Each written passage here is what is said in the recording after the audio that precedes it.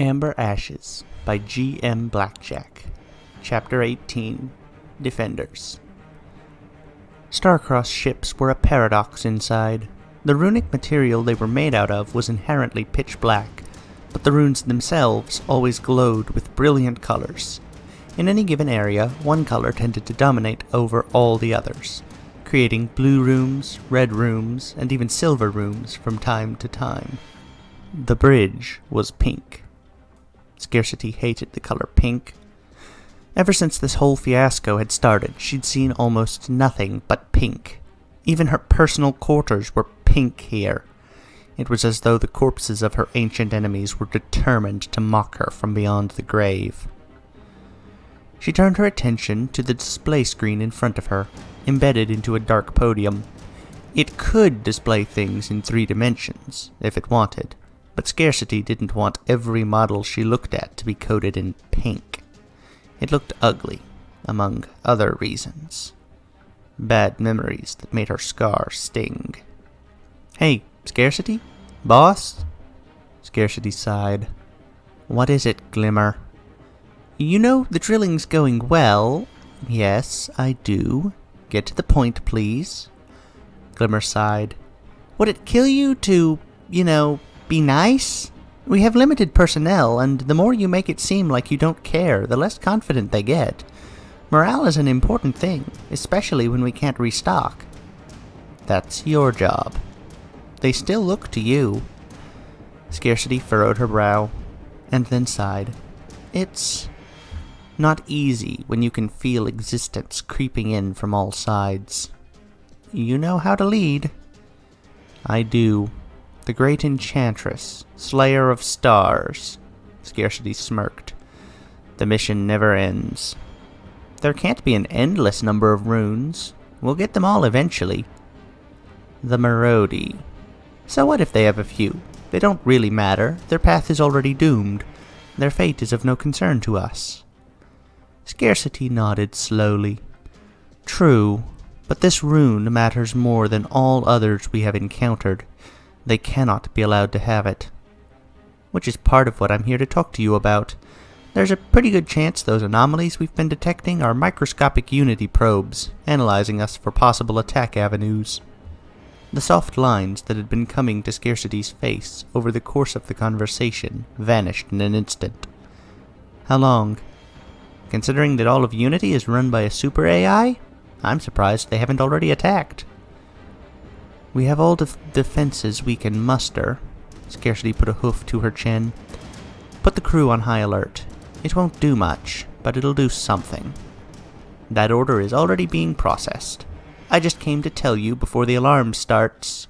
And the alarm started sounding, making Scarcity and Glimmer wince. "So," Glimmer said, shaking the buzz out of her ears, "what do you think our chances are?" "We just need to drill all the way through the runic shell." Scarcity pointed at her screen, showing the hollow world and the progress of the drill. "We don't have to defeat them, just survive long enough." "Chances?" "I make my own chances," Scarcity growled. "Ah," Glimmer said, frowning. "How concerned should we be about the blank spots?" "Very." "Scarcity." "We have other options, Glimmer. Stop worrying." "I don't really like the other options." "Too bad. We've been put into this situation against our wishes. We've got to make the most of it." She tossed her mane back. "You are to drain every last ounce of power from that twilight. You understand?" "Oh, absolutely. She needs to be taken down a peg." "Good. We're going to use everything we have." Scarcity narrowed her eyes. "Take out as many as possible. Shake their confidence." "I don't think that'll do much." "Do it anyway. It's a possible edge. Make them suffer." Well, that's not a good sign. Personally, I prefer less suffering and more wrecking industrial capacity. I'm more of a burn their factories than kill their women and children. Both of those, I believe, are currently classified as war crimes, by the way. You know, I'm just a very different flavor of that. Arguably, I would say mine is less traditionally evil. Yes, scarcity is very determined. That's a nice way to put it. She's a very determined individual. And her determination is on genocide and then burning all the corpses and salting the ground they were burned on. Yes. I would say, I think Rainbow was right when she said she was obsessed. More so than is strictly healthy. That's definitely her. Anyway, I don't have a lot to add on this chapter. There is one thing I thought of that I forgot.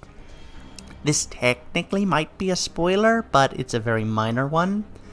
Think to yourselves, she doesn't like the color pink.